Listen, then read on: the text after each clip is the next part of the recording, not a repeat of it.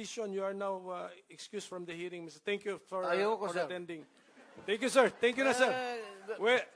Whether you like it or not, kasi itong mga kaibigan niyo po rito, gusto na po kayong iparelax po, Mr. President. Ito na kasi yung forum na maybe binigyan ako ng panahon ng Panginoong Diyos na makarating dito. And I can talk publicly. Alam naman lahat ng mayors yan. Kulang talaga ang suporta. Ang pulis ko, hanggang sweldo lang yan.